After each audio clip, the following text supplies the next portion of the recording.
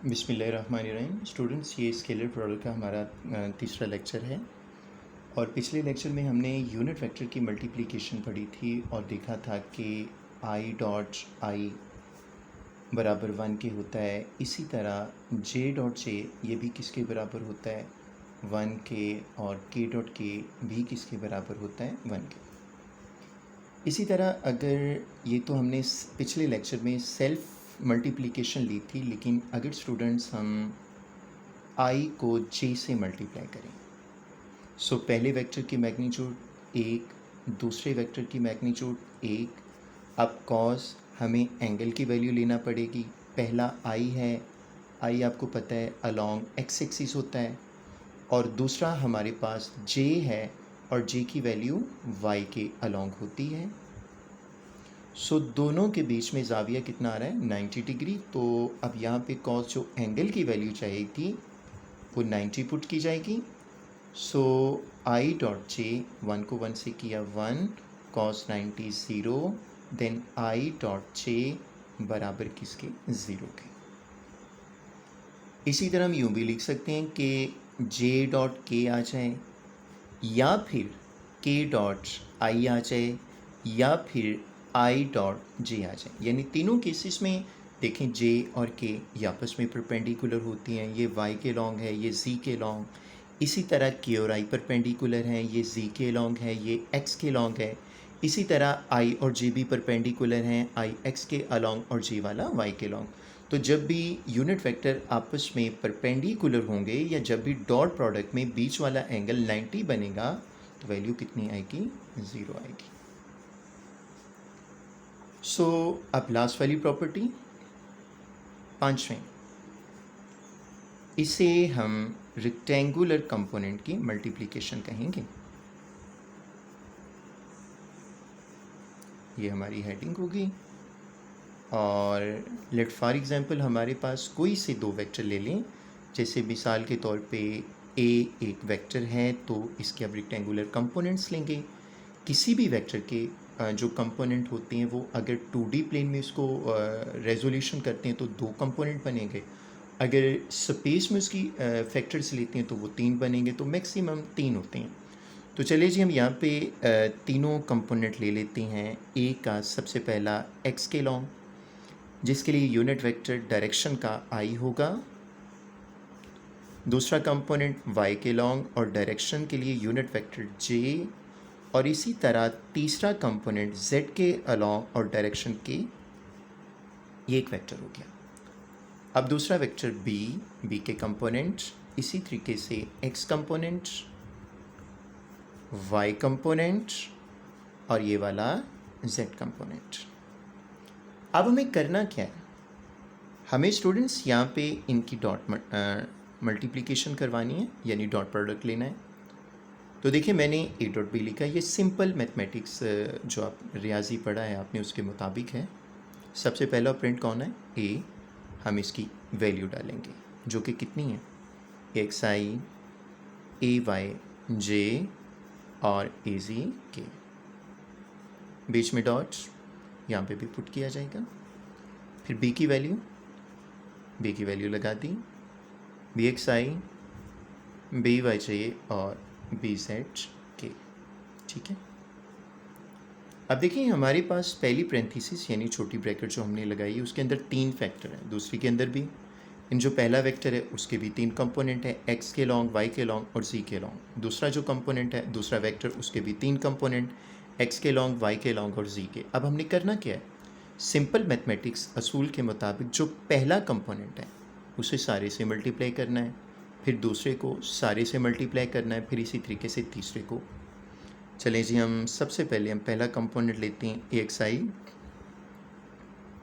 और इसको हम यहाँ पे सारे से मल्टीप्लाई करेंगे, बी वाई जे और ये वाला आ गया बी जेड की। जगह कम है तो नीचे लिख लेता हूँ, प्लस दूसरा component A Y unit vector J, क्योंकि वाई की डायरेक्शन हमेशा जे में ली जाती है। फिर से वैल्यू बी एक्स आई बी वाई जे और ये वाला बी जेड के। ठीक है।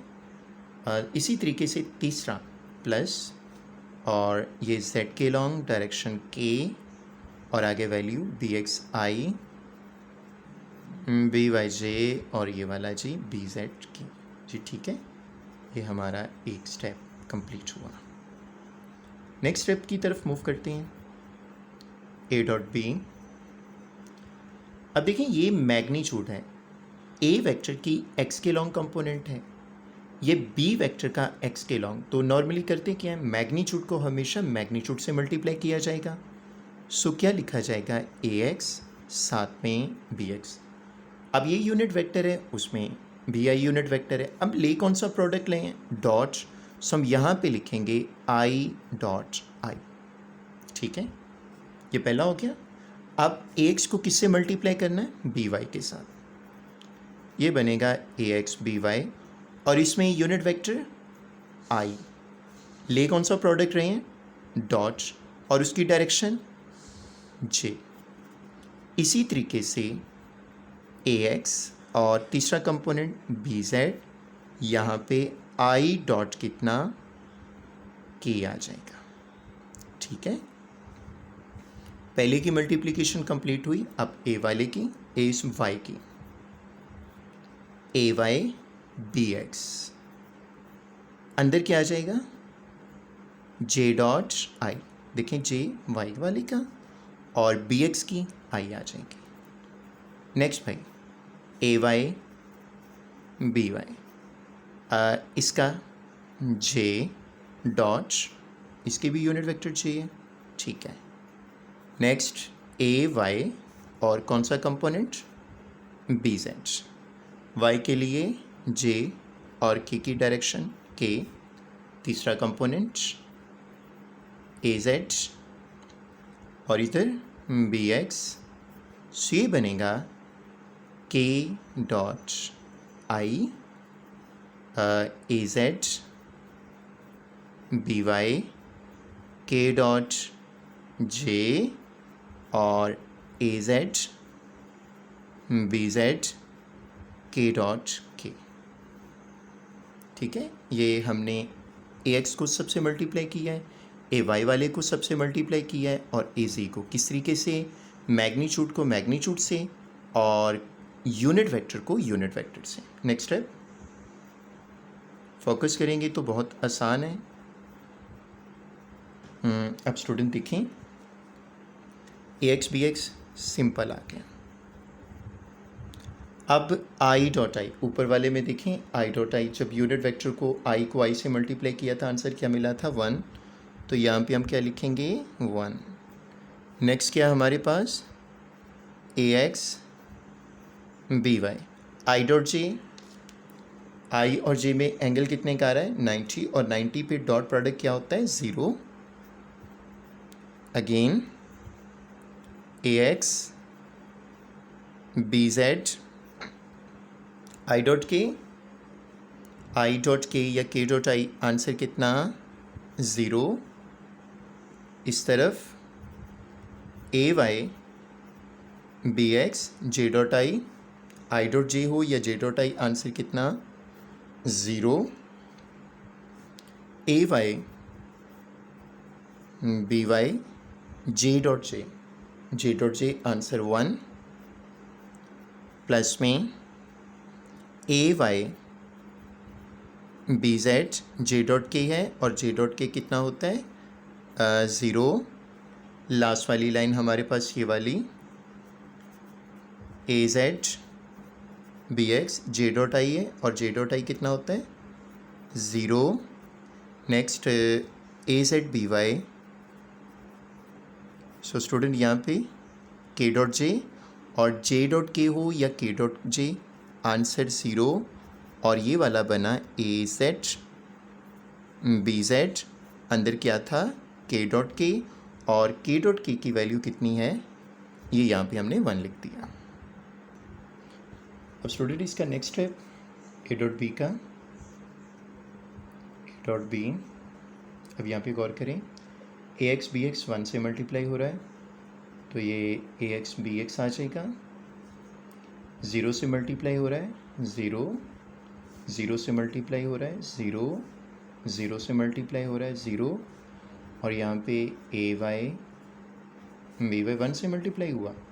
अगेन स्टूडेंट ये 0 से मल्टीप्लाई हुआ, ये वाला 0 से और ये वाला 0 से, और ये क्या बना, ए जेड बी जेड। दोबारा से गौर करें, ए डॉट बी आंसर क्या आ गया, ए एक्स बी एक्स, 0 छोड़ दे, ए वाई बी वाई, और ये बना ए जी और बी सी। ये हमारे पास रिजल्ट मिला। अब ये साइड पे क्या रहा है, ए डॉट बी, और हमें पता है कि ए डॉट बी किसके बराबर होता है, ये बराबर होता है A B cos of theta. ठीक है, सो इस वाले की जगह पे अगर मैं ये वाली वैल्यू पुट करूँ तो हम लिख सकते हैं A B cos of theta A X B X, A Y B Y और ए सी बी सी। अब स्टूडेंट ये ए बी यानी magnitude of A and B, इनका जो प्रोडक्ट है इस साइड पे मल्टीप्लाई हो रहा है, दूसरी साइड पे लेके जाएं तो ये डिवाइड करेगा। सो ये बनेगा cos of theta A X B X, A Y B Y, A Z B Z. उधर मल्टीप्लाई कर रहा था तो इधर आके क्या करेगा, डिवाइड करेगा। अगर यहाँ पे हमें थीटा की वैल्यू को कैलकुलेट करना हो तो ये कॉस उस तरफ जाके कॉस इनवर्स, अंदर क्या बनेगा, A X B X, A Y B Y, A Z B Z divided by कितना, ए बी। तो ये स्टूडेंट हमारी मल्टीप्लिकेशन है रेक्टेंगुलर कंपोनेंट के लिए, और इसकी मदद से हम वेक्टर्स प्रोडक्ट में किसकी वैल्यू, वेक्टर प्रोडक्ट की मदद से किसकी वैल्यू को मालूम कर सकते हैं, एंगल थीटा की। उम्मीद करता हूँ अच्छे से समझ आ गई होगी। अगला हमारा टॉपिक होगा वेक्टर प्रोडक्ट के लिए इंशाल्लाह ताला, उसके लिए अगली वीडियो में मिलते हैं। दुआओं में याद रखिएगा। अल्लाह हाफिज़।